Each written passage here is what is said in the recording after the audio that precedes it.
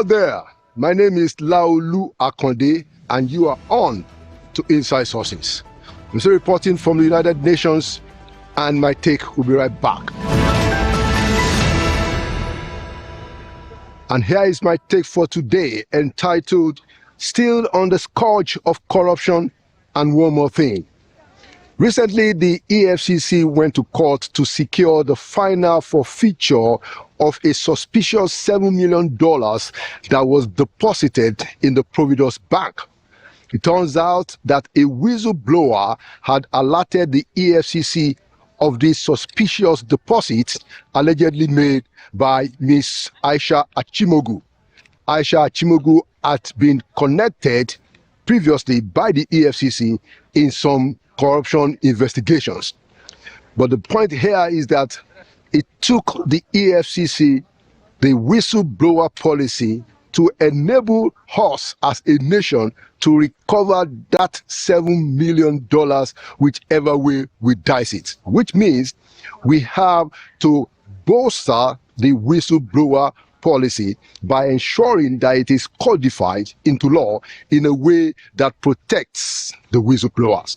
Now, that is very important because not only will that advance our anti-corruption strategy, but it will also be in line with the best global practices of fighting corruption anywhere in the world.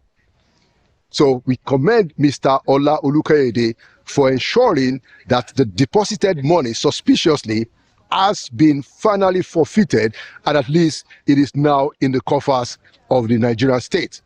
Who knows where the money is coming from?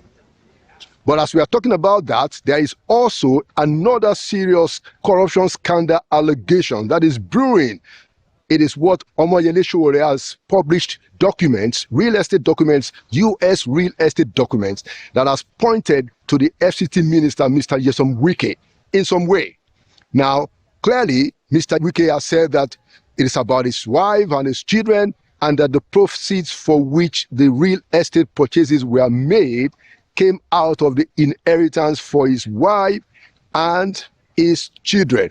And he has said publicly that what is his business about the financial assets of his wife and his children. Now, how will be surprised if Mr. Wike himself, being a lawyer, doesn't know that the Nigerian laws require him to declare his own assets and those of his wife and his children. The question is, did Mr. Wike declare the assets of his wife and his children, either as governor or currently as minister? Now, that's the question that Mr. Wike needs to answer, and he needs to answer every other questions around these allegations that Omoyele Sowore, the activist, has put on the table. Mr. Wike needs to understand that he has to answer those questions clearly, and he has to answer those questions completely. That is the expectation of the court of public opinion. Being a public official appointed into a position of public trust, Mr. Wike, you need to answer all the questions and the allegations of corruption against you clearly and completely. The Nigeria that we are building is not going to tolerate any kind of moral ambiguity on the part of our political elites like it has been in the past. That is the way that you can rid yourself from what is clearly a set of allegations, a series of corruption allegations. If you want to have a future in Nigeria's politics, answer those questions clearly and completely. And one more thing, the coronation of the Olubadan, Oba Rashidi Adewolu Ladoja, is a testament that ultimately good will prevail over evil. Now, we all remember that Oba Ladoja, who is now the Olubadan of Ibadan, the 44th Olubadan of Ibadan, who was coronated on Friday, was formerly the governor of Oyo State. He became governor in 2003 under the PDP government. But no sooner that he got into office that he had to deal with an illegal impeachment that was sponsored by the late Alhaji Adedibu with the support of President Olusegun Obasanjo. But Ladoja went to court, and the Supreme Court said the impeachment was illegal and brought him back into government. Now, that didn't stop its political persecution by the draw of President Obasanjo and late Alhaji Lamidi Adedibu. But today, not only has Ladoja become the Olubadan of Ibadan, he has actually become a voice that can no longer be silenced. His good has prevailed over the evil that was thrown his way. And so, were you surprised that Obasanjo was not at the coronation on Friday? Why didn't he come? Your guess is as good as mine. And there you have it. Inside Sources will be right back, and you're going to see me next in the studio. Welcome back to Inside Sources. Today, I'm continuing the conversation on the future of Nigeria with an eminent Nigerian who was the former managing director of the NDPHC between 2016 and 2024, who is also a lawyer. I'd like to welcome, for the first time, to Inside Sources, Mr. Chiedu Ugbo. My brother, it's good to see you Inside Sources. Thank you very much. Thank you very much. We try to have a conversation on the future of Nigeria. And I normally ask my guests to open the conversation and say that if you look at where we are today in Nigeria, do you think we are on course to that great country that many of us agree is the future and the destination of our country? I think we're on course. Seriously, it's over time the train derailed, or perhaps we were on the wrong track. We took a wrong turn. And what I see this government doing is trying to pull us back to the major track where we should be, to put us back on track. And it requires a lot of efforts. People this might not be popular, but subsidy issue is a major one. Yeah, exchange rate unification is another one. So we need to get these things in place to put us where we should be. And we can see, I mean, anybody who goes out now, for example, some days you even see the official exchange rate doing even better than the BDC rate. Yeah. So and if you've gotten that, harmonization. So things are beginning to look up gradually. It takes time. This is an inherited problem. And we see improvement in the GDP. Economists will argue that GDP doesn't pay debt. Yeah, but at least there is improvement in domestic product, and there's improvement in the economy, and we are getting there. We are getting there.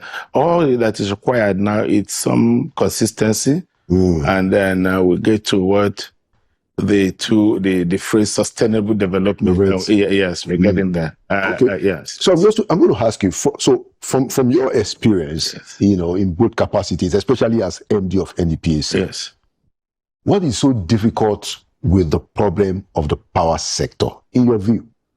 Again, long-standing problems. The sector. In fact, the truth is that it would have been easier if there was money to scrap this sector and then start all over afresh. Perhaps by now we would have finished building the sector. I mean, so it's a sector that lacked investment, serious investment over time. You have dilapidated, for want of a better expression, infrastructure, which is the backbone of the sector. I mean, you're talking about networks. In some cities, in some states, you see the distribution network like a cobweb all over the place. And you are dealing with that. That's what led to, in the technical term, we call the technical, commercial, and collection losses, which is the bane of the sector. Those losses. Right. So yeah. And the sector requires a lot of money. The sector requires money to turn around. The sector requires good behavior from the operators. Yes, to turn around. So there is a human factor and there is the money angle. That's all we need in the sector, and that's very difficult. But over time, the previous government and this government, they are doing the best they can. The Jonathan administration privatized the sector. Right. Soon after the privatization, this government came in. Right. The issues around, imagine issues. I mean, you've moved from government, public service, so to speak, to now market, private sector. There will be issues. The first time you're having the private sector running the sector substantially, maybe over 80%, and there will be issues. And, you know, as you go on, you begin to tackle this issue, bearing in mind again that a lot of investment is required to be made in the sector. Yeah. Okay. So, for instance, now we can split up the sector. We can say that, you know, with the privatization, you had generation on one hand, you had distribution, and you had transmission. In the middle, yeah. Most of our people don't understand that. So please, can you just explain, you know, those basic concepts, you know, before we then dip in, you know, just so to set. Let me back up a bit. Okay. Before, of course, Nigerians, every Nigerian of say 30, 40 years old should know what NEPA, National Electric Power Authority, was, which was people are still calling NEPA today. So NEPA was the National Electric Power Authority, and it was a fully vertically integrated. That's from all the segments of electricity business was carried on by NEPA, and it was a monopoly. It wasn't even a business. It was public service. Yes. So NEPA was in charge, every segment of it. Then reform was done to say, no, if you want some level of efficiency in the sector, then you have to unbundle and let the private sector manage some areas. And if you like, the government can retain some areas. So it was vertical, that is, you know, top to down. So you have generation, transmission, distribution.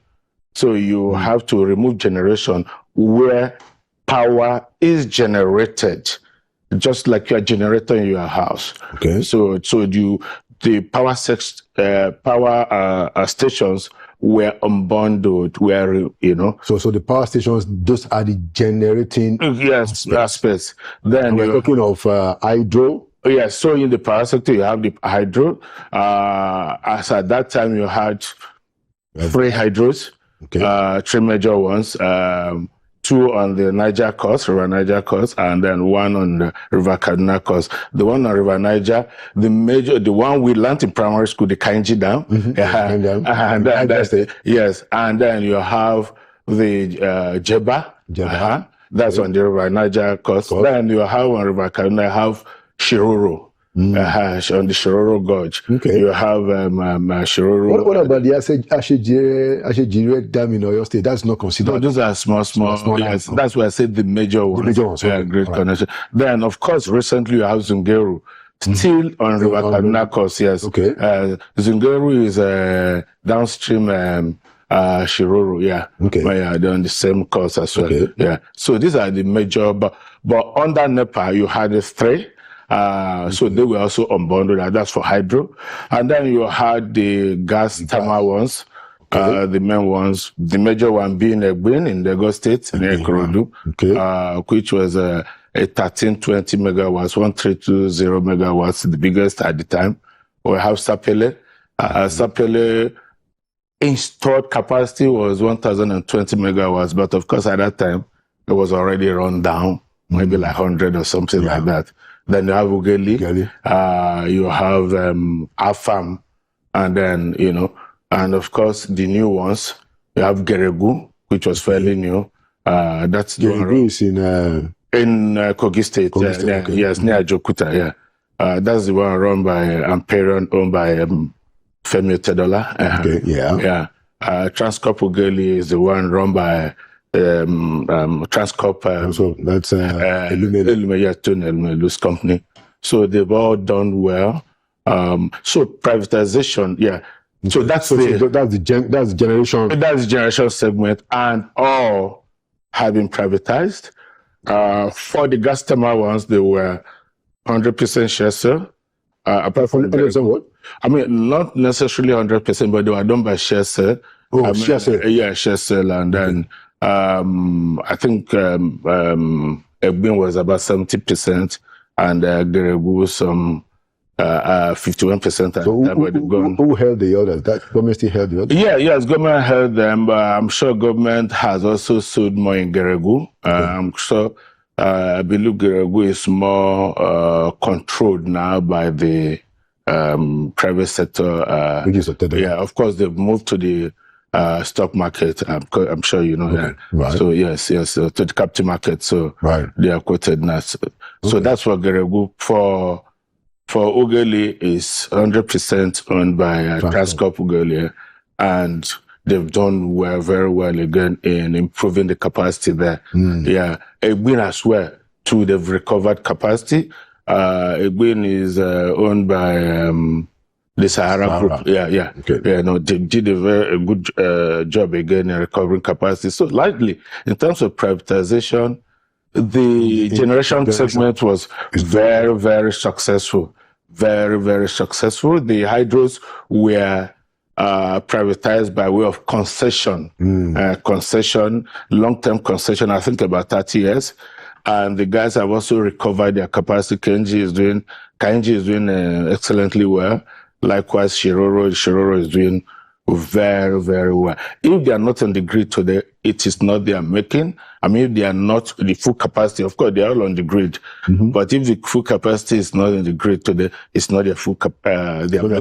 It's not a problem. It is a problem of transmission, essentially. Yeah. All right. So that's generation. That's generation. Okay. Because it's important. I really understand. Then now we come to transmission. So the next level is transmission, which is for long distance transportation of electricity at high voltage. So they will take it from the generation. From the generation. Typically, they will take it from generation. They will now step it up in terms of voltage level, so that to enable them to transport it over a long distance, because they are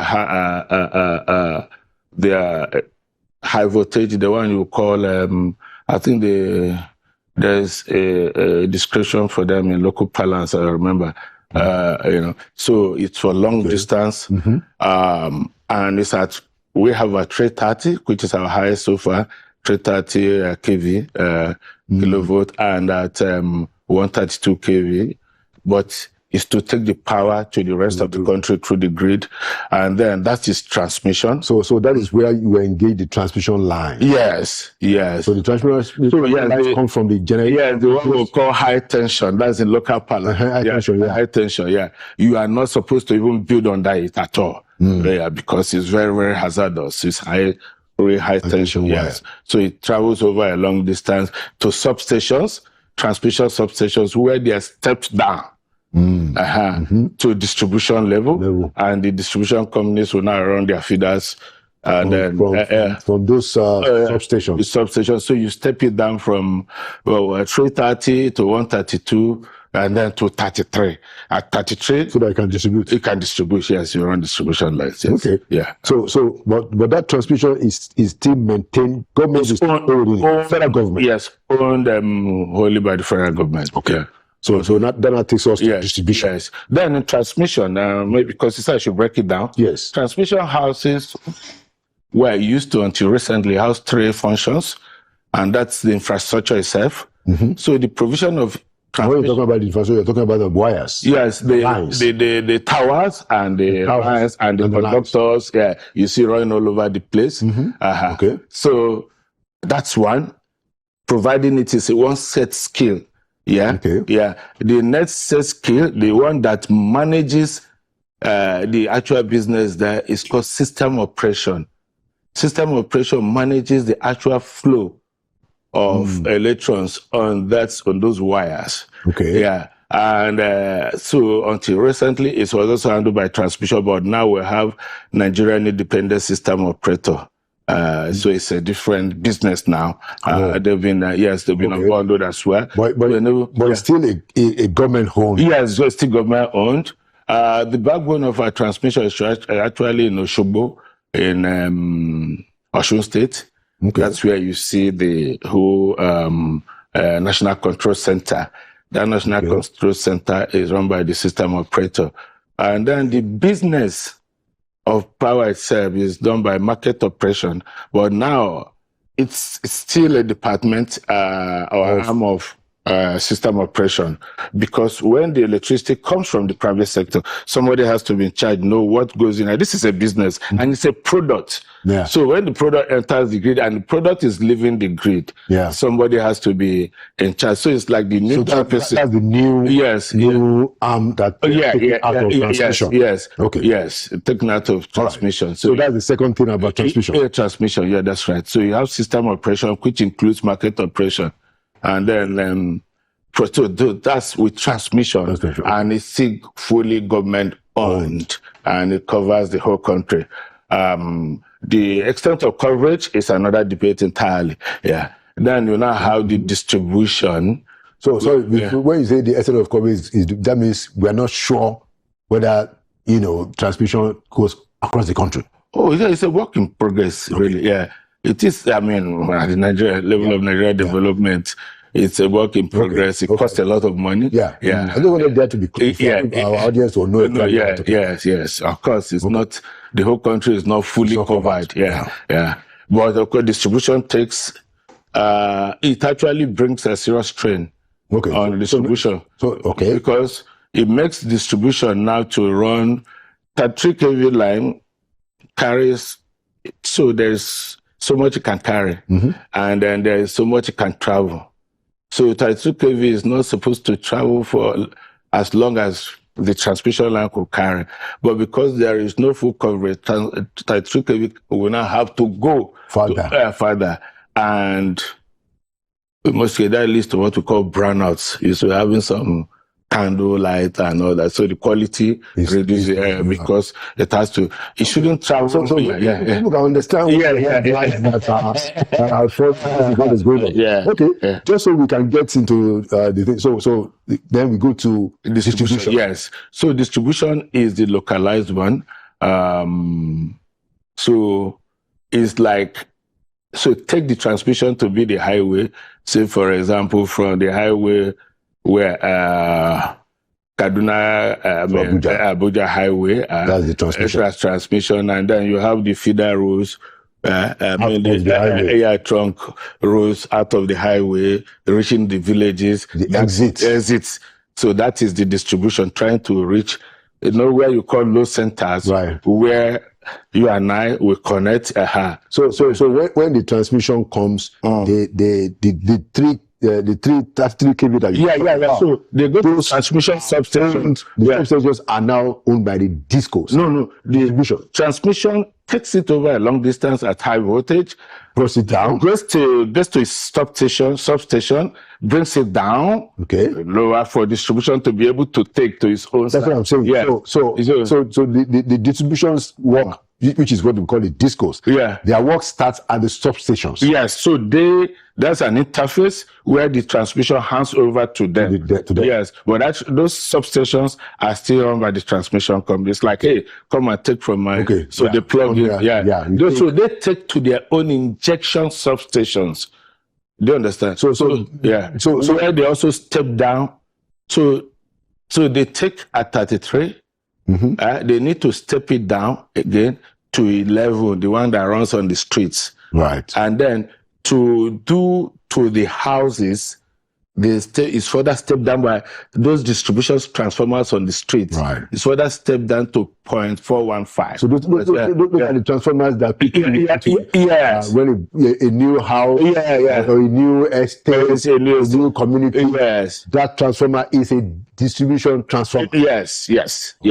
So transformer is a transformation. That's what it does, bringing it down, stepping down, so you're able to. This runs at different voltage levels. But those transformers now, we're not talking about discos. Discos are supposed to be the ones to own those transformers. It's part of their business. But there's a lot of, I'm sure you know that there's a lot of controversy that people have to contribute money, to buy those transformers. I mean, that is what is happening on the streets. It's just necessity, right?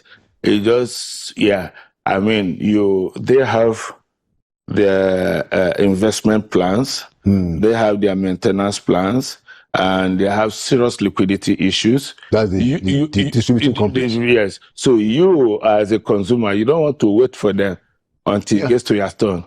Yeah. So you can do that, but the typical thing is it should actually be net off from your from your tariff, from your bills. Yeah. All right. So I wanted our audience to understand very well, so that when we go into the details. Yeah. So now that you've described for us, you know, the processes from generation to transmission to distribution, people are dealing with distribution companies. Yes. The regular Nigerian people. Yeah. They are dealing with, and the distribution companies are the ones that are imposing the tariffs. And which the people are paying. Yes. And people are saying that, why are we paying for services that we don't receive? Yes. Estimated billings and all of that. I wanted to ask you, Chidu, so when are we going to get to the point where the tariff and the service will match? Yeah. Because the problem in the street, the problem that most Nigerians have, is that they pay more than they receive. Are you aware of that? It's they pay more than they receive. I can understand that when it is postpaid, right? So that when at the end of the month you get a bill, so you get your bill in arrears, you pay in arrears. I can understand that okay, the distribution companies will do what they call that estimated billing. Billing, which is very, very wrong. Which is very wrong, because when there is no metering and there's no way to measure. So you have to so if you say you pay more than you receive, yes, it can make sense. The argument can make sense at that point. But if you have a meter, you shouldn't be. And you is prepaid. You put. And when it finishes, so you shouldn't have that problem. I shouldn't have that problem. I agree. But for the estimated billing, that is where people tend to see that. Yes, but to the point you made, that they are the ones, distribution companies are the ones dealing with having issues with customers. It's natural. Why it's natural is that in this whole business, the electricity business I have described, the only segment that interfaces more with the customer. When I say more, because sometimes transmission should, by the huge industrial, customers should be able to tap into 132 kV, but that's not the point we're making now. Distribution is the one that deals with the people. So at NDPC, I ran a generation company of 4,000 megawatts. The people don't even know where the power stations are. I'm sure we were at the villa, you, my friend, you don't even know where our power plants are, except the ones you visited with His Excellency. So the ones the ones the consumers know are the ones who serve them directly and who build them. And those are the distribution companies. So it's normal to have that kind of argument. But because in electricity is some form of monopoly to a large extent, you have a regulator in the middle. And that's the NAC. NAC before the decentralization. Now states are having their own regulatory commissions because of the constitutional reform done shortly before President Buhari left office. And then, of course, the improvement of that done by His Excellency Bola Ahmed Tinubu in the Electricity Act of 2023. So, so you have state regulators now. So it's not just the consumers are not left to the rooms and services of the distributors. No, but there's a very active controversy in the country around an idea that was developed under this administration, where we have Band A, Band B, Band C, and all of that. And I'm sure you're aware there's quite a bit of these people say that well, you put me on Band A, I'm supposed to have power for 28 hours in a day. I don't get enough of that, and there's also the argument, about the tariffs themselves being too high. How do you? There are two or three things there. First is the principle itself. Second is implementation. Okay. And maybe perhaps the third one could be the adequacy or not of the tariff itself. So let me give you from maybe I'll start with the third. From a practical experience, I was the MD of a very major generation company in the country. Nigerian Data Power Holding Company is the biggest generation company. Yeah. Which is essentially government owned. Yes, government owned, and it's perhaps the biggest. It is the biggest in West Africa. Yes, so we generate a lot. You generate with people's gas. Okay. Yeah. So LPG is essentially gas. Yeah. Gas thermal. Yes. So Nigerian power mix now is about 80% gas thermal, and then with the rest coming from the hydros, and maybe some 5% the rest coming from hydro in that order, and then of course the small solar here and there. Right. Yeah. So essentially it's gas. And then you generate with people's gas. Nigeria has gas. Yeah. But we'll come to that later. But Nigeria is more of a gas producing food. So you generate electricity, you put in the grid, the grid sends to distribution sends to home. The money is supposed to come back their way, but the money short lands every month. Last year, before I left office, early last year, January, early 2024, January, February, March, generation companies were getting 10% of their invoices paid. Wow. Yeah. That's because the opening remark, the major problem in the industry is money, liquidity, cash flow. So what I mean, Jedu, can you explain that properly to our people, just so people understand that? Yeah. Why is it that the Gencos, whose job, as you have explained to us today, is to generate the power, and you said that they are actually doing the job very well at that level? How come they are getting 10% real invoice? Because that may help Nigerians. No. So the electricity, I mean, the way it's structured now, the bulk electricity is paid for in areas. You generate electricity, you must get it first. Yeah, before you pay. Before you pay. Even if you do prepay, it has gone to the, even if you do prepayment, it's gone to the consumer first before the money will return to through, the system to the Genco. Yeah, and the money comes through Discos. Discos will collect, and then pay MB because we generate and sell to Nigerian electricity, Nigerian bulk electricity trading company, which is owned by government. Yeah, it on sells again to distribution companies. Yeah, and then it is transported by the transmission company to distribution company. That's how it's structured. Now, distribution companies have to collect from consumers. Two issues there. First, because of policy issues, rate shock, the tariff was never adequate, was never cost reflective, mark my word, because a bit of work has been done. Go ahead. Two, even collection had challenges. There were serious collection inefficiencies in the sector again. So that problem you put squarely at the doorstep of the discourse. Because they are supposed to improve their collection efficiencies. That's part of what they undertook. So you separate the two issues. Right. The collection inefficiencies, the shortfall in tariff arising from that rest with them. But there's a regulatory part, which is non-cost reflective tariff at the time. Government at the time couldn't take the decision. So trying to protect. So let's explain that to Nigerians. So the regulator, which is government, didn't allow the market to determine to charge cost reflective tariffs, which means that they say that look, you can't charge what your what is the market value? Yeah. Because we don't want people to pay too much money. Yes. That's what it is. Yes.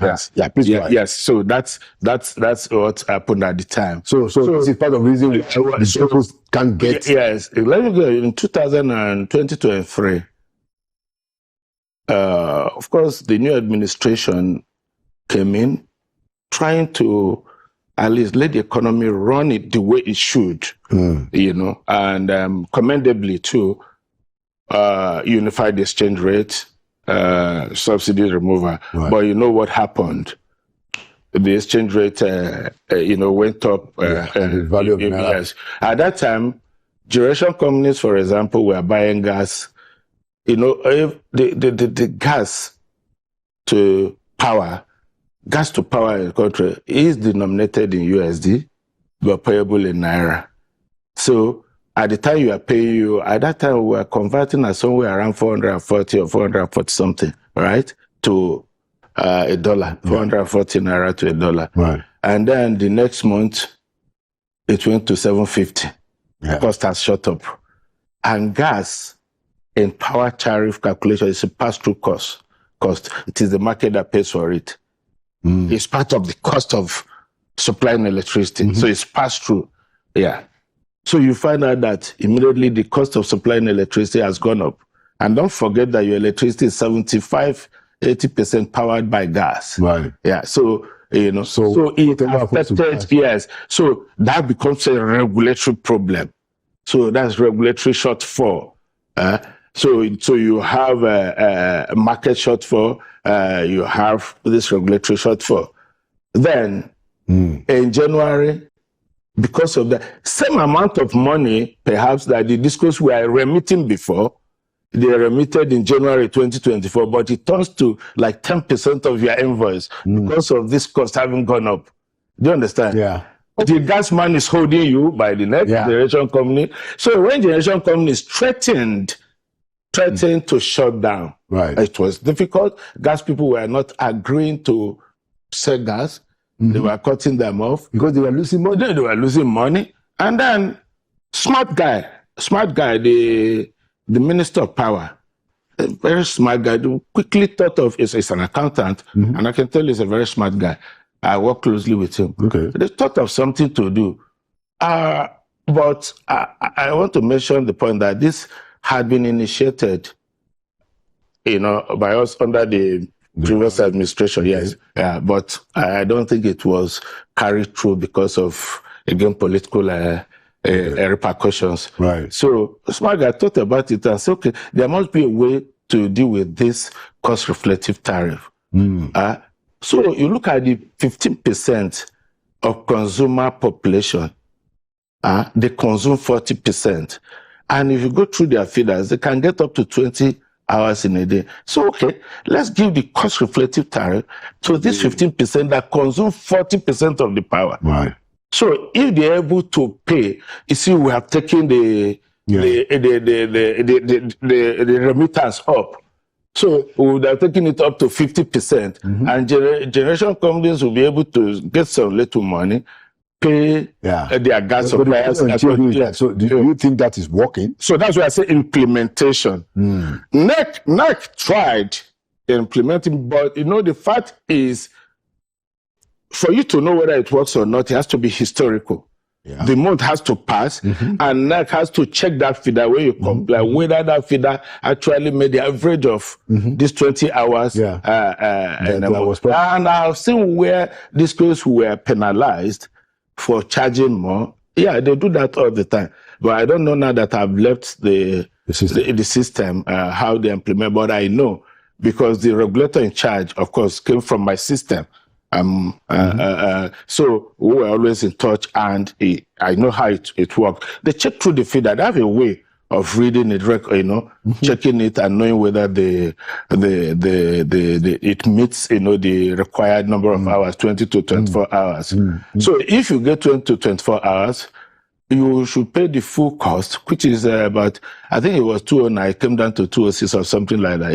Yeah. So that's how it works. The interesting thing is that, so the calculation is that the band-aid are Nigerians who can afford it. Who can afford it. And in any case, they are consuming 40%. 40%, that's right. Yes. But people protested. Yeah, but this thing has to be paid for. No, I don't know. I don't say that. Yes. My point is that, so the assumption is that these are people who have the capacity to pay. Yes. But that's right. They are not paying. Yeah, they are not. And some of them are also saying that it's because they don't get the 20 hours. Well, that's in implementation. That again, they have a right to complain and complain to the regulator. And I've seen the regulator stepping in to deal with the airing discourse. Okay. Yes, I've seen that in the past. I think this is a good point to ask you the question. And some people have suggested it that this idea of unbundling. So we now have Gencos and discos and transmission. That it hasn't really served us very, very well. It's an argument. And they are saying that, look, I think it was one of the former Embed MD that made this argument to me that maybe it's time to have integrated power companies, so that we deal with one company that will manage generation to distribution. Even if government is not ready to let go of transmission. So that this issue, if you have integrated power companies, maybe we will get a little bit more efficiency. Mr. Ugbo, what's your own take? I'm sure you've had the idea. Yeah, so we are moving from integrated to unbundled sector. You want to integrate? I don't understand the argument. If integrated and will run by the private sector, okay, fine. At NDPAC, what I was doing because of transmission, so the sector, let me back up a bit. The sector has few challenges. Again, principally because of liquidity crisis in the sector. So there is no money. The generation company is unable to pay the gas suppliers. The gas suppliers are not interested in making required investment in getting the gas out or in the gas pipeline, NGSC, And they're not in investment because they don't see the return. Yes, they don't see returns. They don't blame. So they're just sitting on their horse. So it's the same thing that's happening in the discourse. So they are not investing in their own structure. So you're not getting the money. You're not paying the gas man. There is no incentive for him to invest and then give you more gas. So that's it. So there's the gas issue, and the distribution company is not getting enough money. We're seeing 4 trillion. We'll come to that. That 4 trillion is the debt. The debt. As far as generation companies are concerned, that debt is not subsidy. It's for electricity generated, measured, metered by the market operator, sold to the grid, to a government entity called Embed, who sells to distribution. So it's for my product I gave to you, which has not been paid for. How you pay? I have given you the service. The service. You haven't paid for it. So 4 trillion. Yes. Gencos. Yes. What is old Genco? That's the one the president has said, don't worry. And of course, I think the president is cumulative anyway. Yes, cumulative because, of course, they didn't accumulate under him. So you have those issues, those challenges. The money, there's need. I mean, we need a lot of liquidity to get the sector back up. But I think I'm trying to get the question you asked. Integrated. So I'm saying that integrated. So what I started because of that, I had just from my experience. I had a lot of idle capacity, underutilized capacity in the power plants.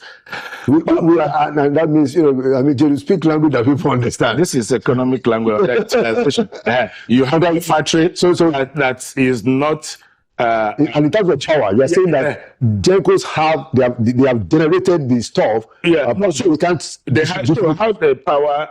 Basically, Gencos and gas, basically what they should say typically is availability.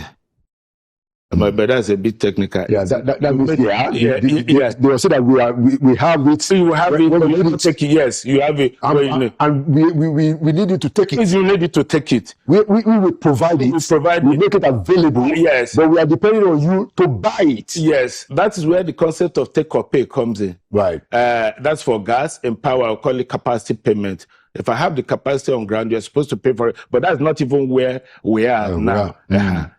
So where we have underutilized capacity, that means I have installed capacity that is available. You can have installed the capacity of your plant is there, but it has technical faults. Do you understand? That's that's different. But you have installed that does not have technical faults, right? So it's ready to go anytime. That is available capacity. So you have installed capacity, you have available capacity, but my actual generation is that's what you are taking from me, is far, far, far lower than my available capacity. So what do I do with this available capacity?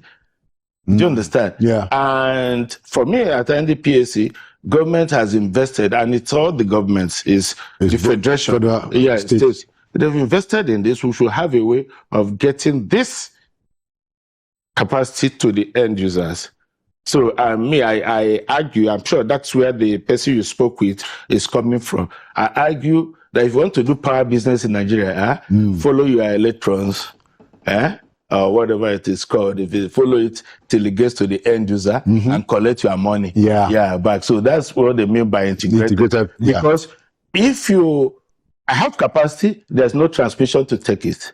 Even if transmission takes it, the payment is going to short land. Now they are doing, I think, average of 36% now.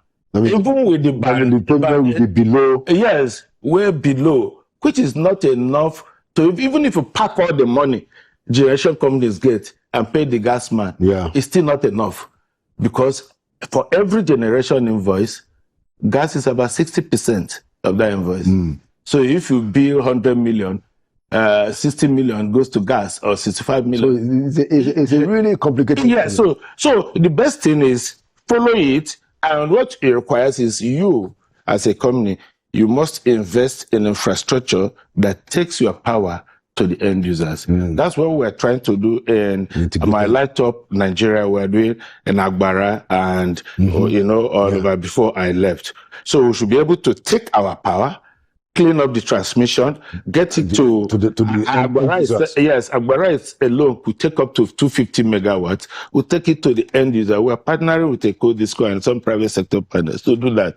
But it requires huge investment. And we're trying to get that investment, to mobilize that investment from the private sector to do that. And then everybody gets paid at the end of the day. So maybe that's what it means. It seems to me that if we're able to do that, it might be able to reduce the level of complications.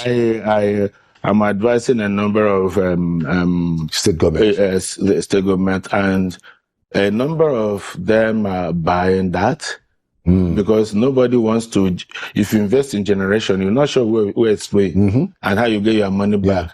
Do you understand? So, and as a government, you want to make an impact. And the only way you make an impact is for the people to see the service. Of course. You can't tell people, I've built a power station here and they are not seeing it. That's not an impact. or it's not even affordable for them. Because there's also that issue of the costs. That are Nigerians willing and able to actually pay for the cost of electric power? So it's one of the arguments, flip side, how do I put it, one of the drawbacks that is making the achievement of the SDG goals, especially sustainable development goals, especially in Sub-Saharan Africa, as a matter of fact, because of the level of poverty. So you are talking about, SDG Goal 7 is talking about affordable and sustainable electricity system. Affordable. So affordability. So which one comes first? The service or the affordability? I think the service trumps affordability. If you are able to provide the service, people will pay as much as they can afford to pay. You know, electricity business, cost of electricity is directly, you know, in simple arithmetic mathematics, is directly proportionate to your per capita income. Do you understand? Yeah. So you are talking about 20 hours, 206 naira per kilowatt hour. I'm sure some of us pay as much as 300, 400,000. Those who get it. Yeah. A month. I mean, I spoke to one general, in fact, my friend. You know, he cries all the time. He say, "Am I doing pure water in my house? Am I, you know?" But that's the, you know. So it's cost. How many Nigerians can afford that? You get the point. Yeah. But provide the service first. Yeah. Whenever they need it, they switch it up. Yes. Let it be available. Create that trust. Create that trust. So the man and put meters. But the man recharges his meter. If the first week he puts in 50K and it turns around in 2 days, it's gone. By the time he recharges the next time, he's not going to leave lights on. He's not going to, he manages himself. Yes. So, but let's get the service first. Yeah. And once we get the service, the question of affordability, but it's quite expensive. It's a product that is expensive. And that's where government comes in. And unfortunately, government doesn't have that level of resources, unfortunately. Well, the president just told us recently that we have so much internal resources. I mean, we've raised so much money. The president said that he can beat his chest. He doesn't need local borrowing anymore. Yeah, but will the president use that to subsidize? That's what I'm saying. We're competing the market. Of course, without a doubt. Because, I mean, Mr. Ogo, my brother, I am beginning to think that, you know, it is really, I mean, giving people the short end of the stick, I find it tough. Yeah. You know, I understand, you know, and of course, you know, because we work together in the villa, I understand the depth of this problem. And it just occurs to me that, look, we just have to find the money, which is one of the reasons why President Buhari, you know, was very reluctant about subsidy, because, yes, these arguments make sense that, look, people have to pay. But if the Nigerian people don't have the capacity to pay, or even the people who have the capacity to pay, look at all the people, the arguments on Banhe. Banhe people are supposed to be able to pay. But because they also have trust issues, you know, a lot of them are also reluctant. So I'm thinking that in the idea of subsidy, are we able to not do some subsidy even in this power? Right now, I'm sure that we're doing some subsidy, Mr. Ogu, in power. Oh, of course. I broke it down in terms of tariff. There's the regulatory shortfall, and there's the one that is squarely with the discourse, that's the market collection shortfall. The regulatory shortfall is government, and government has always covered that portion. Yeah. You know, has always, but in areas, you see discourse, Gencos cry. When Gencos cry, say, government, you are the one who sold the power to. Government tries to cover it. And then, of course, they will net off, I believe, maybe that's what they do. They will net off with the discourse at the point. But to me, I don't think it's sustainable. It's a lot of money involved. And it will be, for want of a better expression, actually suicidal for any administration to dabble into. We've just left subsidy in petroleum for God's sake.